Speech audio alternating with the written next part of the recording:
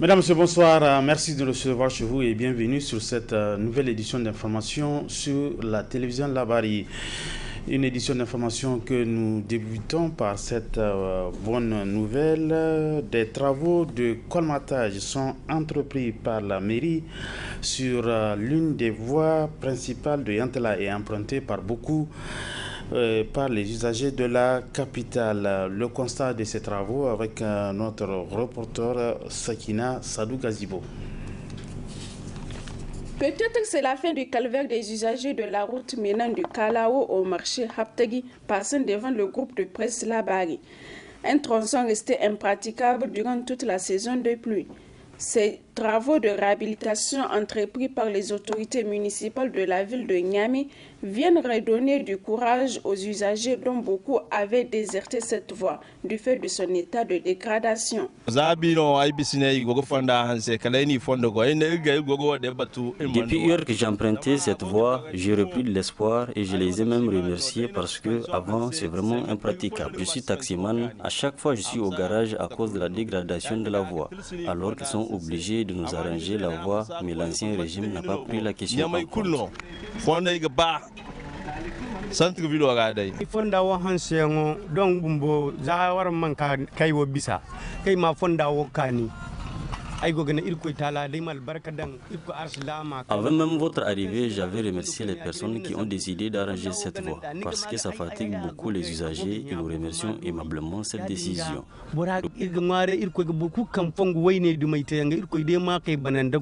Les usagers, tout en saluant ces travaux, émettent les vœux de voir réhabiliter toutes les voies dégradées de la ville de Niamey. Cengok ngi cengok arslam kul dindi hay kanga himanda danga arslam ga kasina yacin ni ga labura da bare kan yanga. L'appel que j'ai à donner est que toute bonne volonté doit aider au développement de notre pays. Néanmoins, si c'est l'œuvre de la mairie, on la remercie et l'implore, même si elle ne peut pas tout réparer, de faire de son mieux du moment où elle ne paye pas les graviers. Mais c'est petit à petit et tout ira pour le mieux.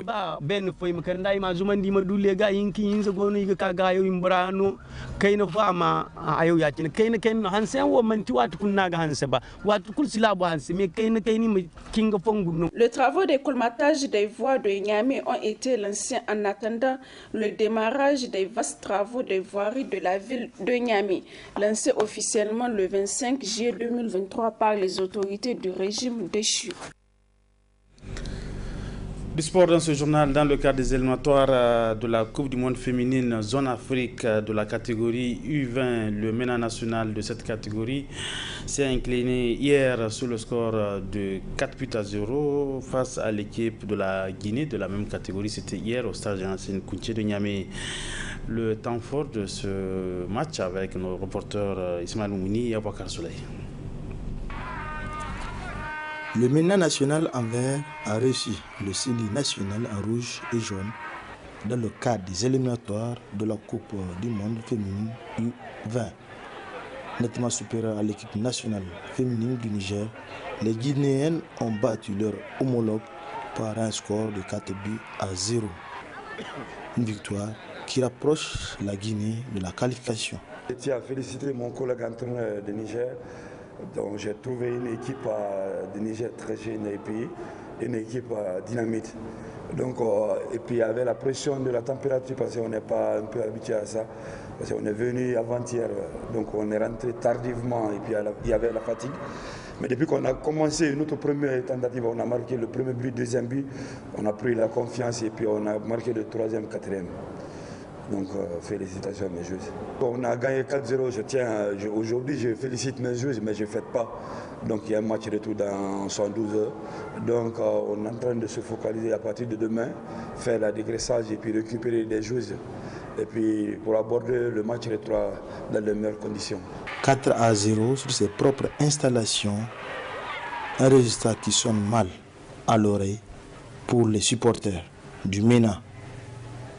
Cette défaite du MENA se justifie par la situation embryonnaire du foot féminin au Niger, comme en atteste le coach. Nous sommes en retard sur le football féminin. Nous sommes très en retard. On a besoin de beaucoup travailler. Vous avez vu qu'elles sont plus aguerries que nous. La Guinée a été jusqu'à remporter la Coupe d'Afrique. Ils l'ont organisée chez eux et ils l'ont remporté. Mais il faut qu'on travaille. Est-ce à dire parce que nous prenons des raclés, on doit abandonner? Non, je pense qu'on doit redoubler d'efforts pour essayer de réussir le niveau.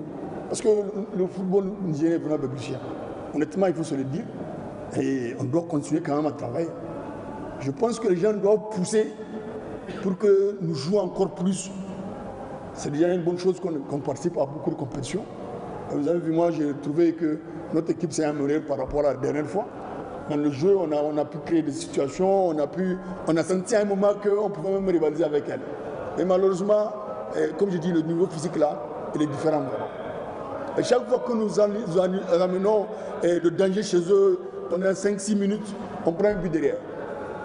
Donc vraiment, il faut beaucoup de travail. Il reste encore il y a du pain sur la plage. Le match retour entre les poulains de Sien Kofi et de Kamara Bongoura est prévu le 15 octobre prochain, toujours au stade général Séni Kountché de Niamey. Toujours en sport et en football, retenez que dans le cadre de la journée FIFA réservée aux matchs amicaux entre les équipes nationales, le MENA national séjourne depuis quelques jours au Maroc où il va livrer 2 matchs amicaux contre la Somalie et le Libéria. Première sortie du 11 national demain samedi 14 octobre contre la Somalie. L'entraîneur intérimaire du MENA A, Zakariaou Ibrahim, s'explique sur l'état d'esprit de son groupe. L'état d'esprit est bon. Il y a beaucoup d'enthousiasme à l'échauffement et même dans le jeu. Les gens ont bien animé le plan de jeu que nous avons bien voulu mettre en place. Et malgré l'état du terrain qui n'est pas bon, ils arrivent vraiment à être calmes et lucides pour n'est-ce pas, jouer. Donc vraiment l'état d'esprit est bon, donc il n'y a aucun problème pour cela. Donc certes nous ne connaissons pas l'adversaire, mais nous allons tout faire pour imposer notre jeu à l'adversaire pour pouvoir en tirer le maximum de profit possible. Notre objectif reste très simple, il faut gagner les matchs pour donner confiance n'est-ce pas, aux joueurs. C'est dans cet état d'esprit que nous allons, n'est-ce pas, aborder vraiment cette fenêtre FIFA, Inch'Allah. Malgré que certains cadres ne soient pas là, il y avait certains qui étaient déjà convoqués. Donc, ce n'est pas un palliatif, c'est juste parce qu'ils le méritaient, je pense bien, parce que vous n'êtes pas sans savoir que c'est vraiment des joueurs qui ont défendu les couleurs nationales en Coupe d'Afrique U23. Parce qu'ils ont cette capacité-là, en tout cas, de jouer en équipe A. Voilà pourquoi on les a convoqués, n'est-ce pas, pour leur permettre aussi, n'est-ce pas, en l'absence de ces cadres, comme je le répète, de se faire valoir. Le projet qu'on a mis en place, c'est de faire vraiment un mélange, une cohésion entre les anciens, n'est-ce pas, et les tout nouveaux, les jeunes, pour qu'il y ait un groupe beaucoup plus cohérent, n'est-ce pas. Donc c'est dans cette optique-là, en tout cas, que d'une part aussi, on a effectivement convoqué ces jeunes joueurs. Retenons que le coup d'envoi de cette rencontre qui opposera demain à Casablanca, le MENA national face à la Somalie, c'est à partir de 16h, heure locale, également heure de Niamey. Le réseau des organisations pour la transparence et l'analyse budgétaire, ROTAB, à travers son projet Informez-vous de vos droits pour obtenir un dédommagement correct, a organisé du 25 septembre au 1er octobre 2023 une campagne de sensibilisation dans les communes rurales de Tesker à Zender, Ourafan c'est dans la région de Maradi, Alela c'est dans la DER et à Dankassaïd dans la région de Dosso.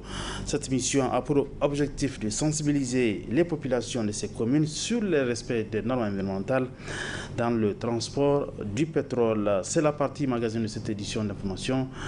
Mesdames, Messieurs, merci à vous de l'avoir suivi. Bon week-end à tous. Je rappelle que ce reportage est signé Nafissatou Yaya et Ibrahim Abdou. C'est exactement le 17 septembre 2019 que l'ancien président de la République du Niger, Issoufou Mahamadou, procédait au lancement des travaux de construction du pipeline international export reliant le Niger au Bénin. La construction de cet ouvrage est une occasion pour mettre à rude épreuve certains droits fondamentaux des populations des régions de Zender, Maradi, Tawa et Dosso qui sont traversées par cette infrastructure. Pour accompagner ces communautés riveraines du pipeline à défendre leurs droits et à mieux se préparer aux conséquences des travaux du pipeline et de sa mise en service, le réseau des organisations pour la transparence et l'analyse budgétaire ROTAB, à travers son projet Informez-vous de vos droits pour obtenir un dédommagement correct, a dépêché une mission dans les communes de Tesker à Zender, Ourafan à Maradi, Alayla à Tawa et Dankasari à Dosso.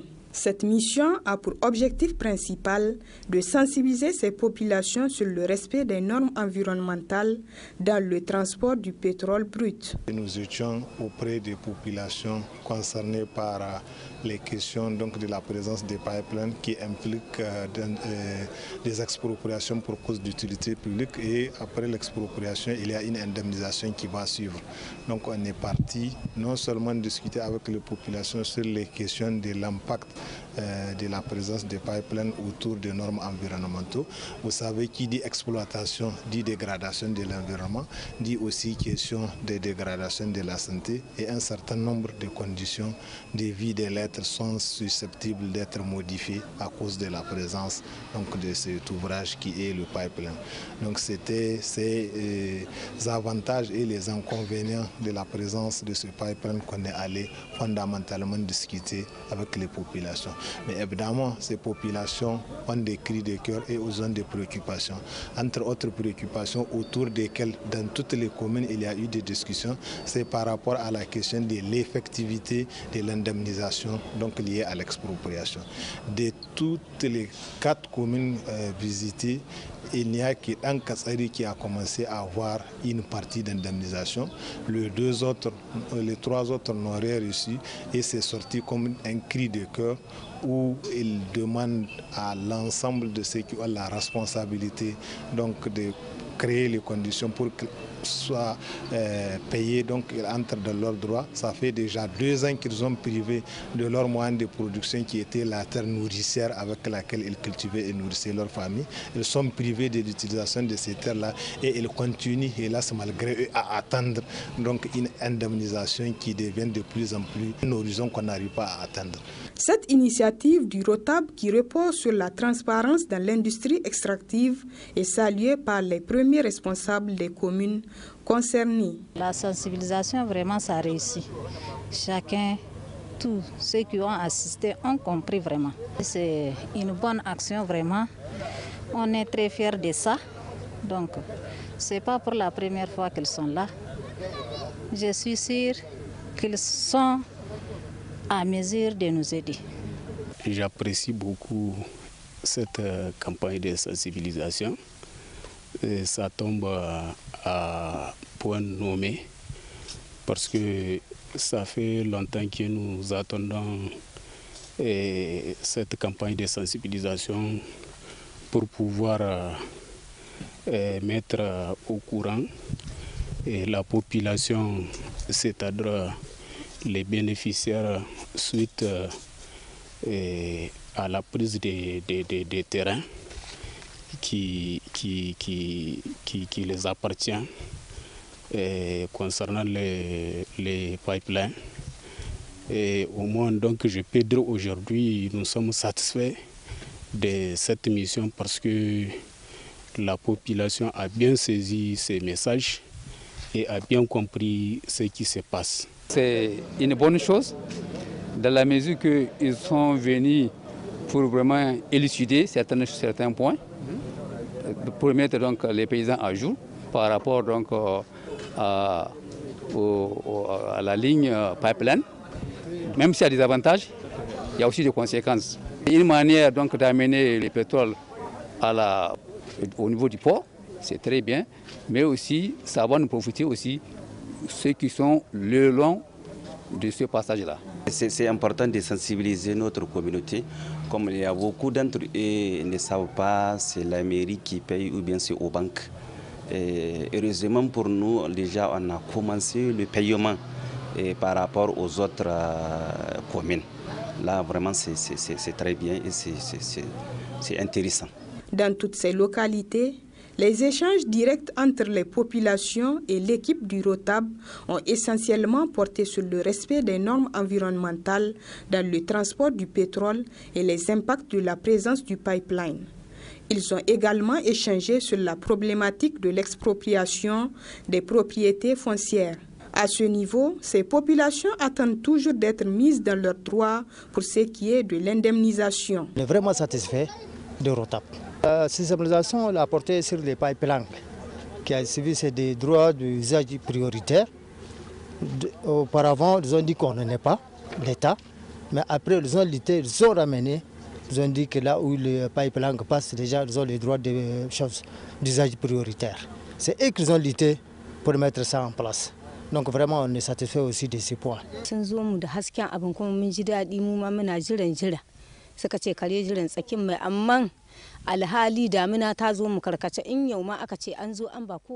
Nous sommes vraiment satisfaits de cet entretien avec le ROTAB. Cependant, nous sommes toujours dans l'attente de notre indemnisation. La campagne agricole n'a pas totalement répondu à nos attentes. Avec ce dédommagement, nous pourrons faire face à cette situation et subvenir aux besoins de nos familles.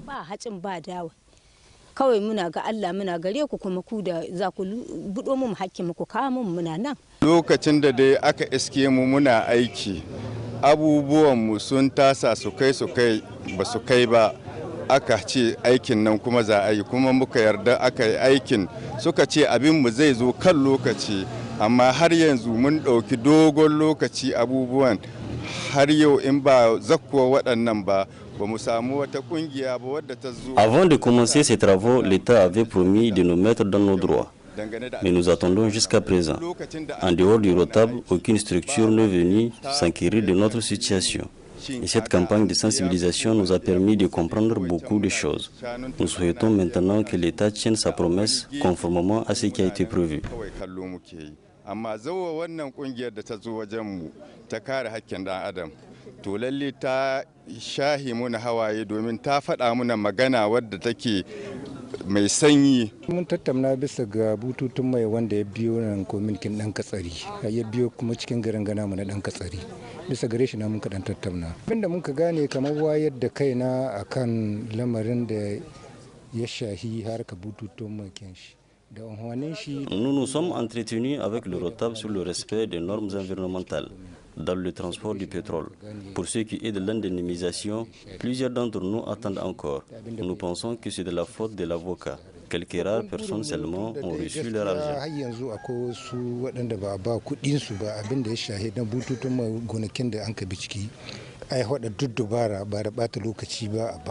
Des dispositions vont être prises afin de permettre à ces vaillantes populations d'être mises dans leurs droits, a rassuré l'équipe du ROTAB. Mieux, une cellule de recherche et suivi de gestion des retombées du pétrole a été mise en place par le ROTAB dans ce cadre. Rappelons enfin que cette campagne de sensibilisation initiée par le réseau des organisations pour la transparence et l'analyse budgétaire ROTAB avec le soutien de son partenaire Voice entre dans le cadre de la campagne mondiale Publiez ce que vous payez.